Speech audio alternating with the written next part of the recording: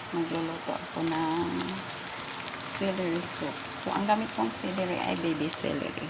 Ito ay kinuha doon sa garden ng boss ko sa hydroponics area. So, lagay na natin ang bacon na luto na at saka chicken. So, ito ay bacon at saka chicken breast. Tapos, yan naman ay bawang at saka white onion.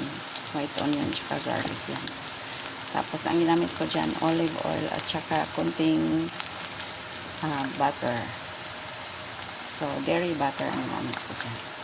So, ilagay na natin ang bacon at saka chicken breast na luto na. Pinrito lang yan. Tapos, ilagay na natin ang kunting green onion or spring onion at saka hidden cheese. Yan. Hidden cheese. Kunti lang. Tapos, lagay na natin tong celery. Baby celery. Mostly dahon lang ginamit ko dyan. So, may konting stalks din.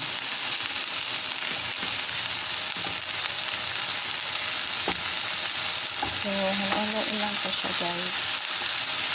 Tapos, lagay natin ang konting sabaw. Konti lang. Kasi lagyan pa naman natin ito ng so, hot water ang ginamit ko dyan. Lagyan pa naman natin ito ng milk. Butter milk.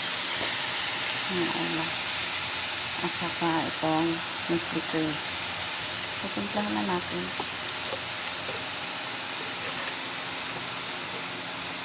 Hirap ng timpla. So, konti na lang yung magic sarap ko. So, ayan. Magic sarap yun, guys. Saka konting asin. Konting asin lang. Bawal dito ang maalat. Ayan. Saka konting black pepper. Ayan. Brown black pepper. Konti lang din. Kasi bawal ang maanghang. Tapos, lagyan natin ng parmesan cheese. Ayan, parmesan. Para mas masarap. Parmesan. Halo-halo lang yan.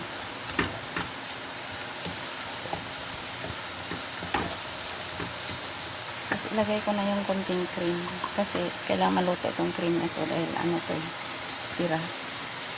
So, yung bagong bukas, pwede mo siyang kainin na medyo hilaw ng konti.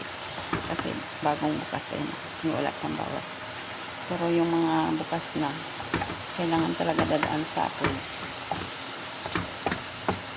So, ang cream, pag lutong-luto siya, hindi siya masarap.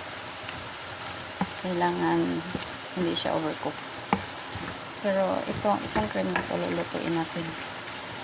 Kasi, tira nga siya. The other day pa. Kumbaga, pangatlong araw na. So, lagyan natin ng gatas. So, ang gatas, kailangan luto din ang gatas. Kasi, ano yan siya. Galing sa baka. Yan ang full cream. So, kailangan luto din yan siya. So, mamaya, pag i-blender ko na siya, guys, dito. Lagyan ko na siya ng full cream milk. So, that's it, guys. Thank you so much for watching.